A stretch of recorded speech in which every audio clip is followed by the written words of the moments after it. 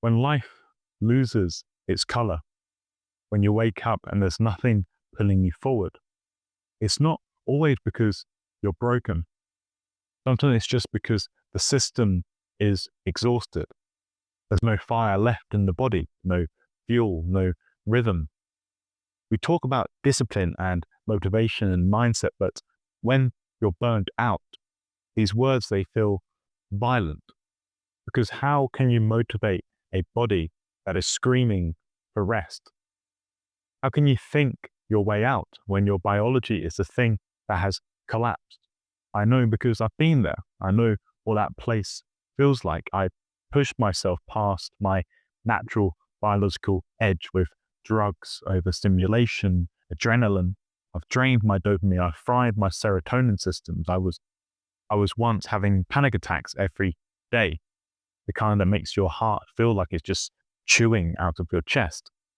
I couldn't get out of bed, not because I didn't want to, but because I literally couldn't. The system had crashed and there was really nothing left. And then I realized that it wasn't my mind that needed fixing. It was my body that needed to be heard.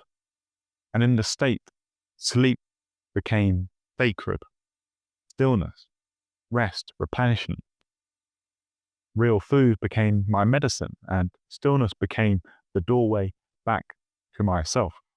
Not affirmations, not forcing positivity, just stopping and listening to my experience, letting the nervous system know that it is safe again, letting my body know that it is okay.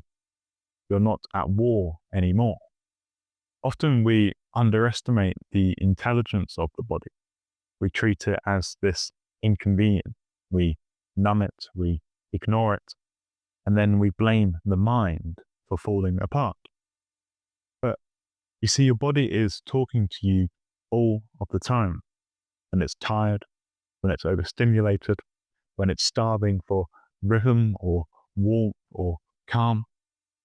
It speaks to you through your mood, through your fatigue, through that heavy, shapeless fog that afflicts you. You don't heal really with hustle. You don't fix that with your 5-year goals or your habit trackers. You begin to heal by honoring the flame inside of you and admitting when it has gone out. You begin simply with a good meal, with some sunlight, with quiet.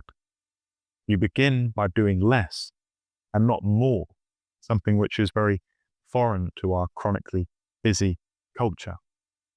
If what I've said feels like you, if everything is grey and you can't move and your thoughts have turned to static, don't panic. You're not broken. You're just depleted. And it doesn't have to stay this way. And you see, your body isn't your enemy. It is your compass. And when you start to follow its signals, even gently, things begin to shift slowly and quietly. Let your healing be a return to who you are, to stillness, to rest, and to really registering all the sensations and messages that are rising from your body. Because like I said, your body is talking to you all the time. And when we numb the signals of the body, it will scream at us through the language of pain, illness, and disease. To take this as a lesson to really connect with yourself. And if you're tired and you feel like you need to rest, then rest. Don't try and force yourself out of depression. Depression is really a signal for deep rest, for stillness. And you will find that when you allow yourself to be still, you just lay down on the bed, just watching, allowing yourself to be bored, that stillness has a naturally replenishing effect, a natural healing effect, you see. We don't heal often through forcing medications and prescriptions down our throat. We heal by communicating to our body that it is okay, and it is safe now, and you don't have to be all tightened up in this fight or flight response, this stress response.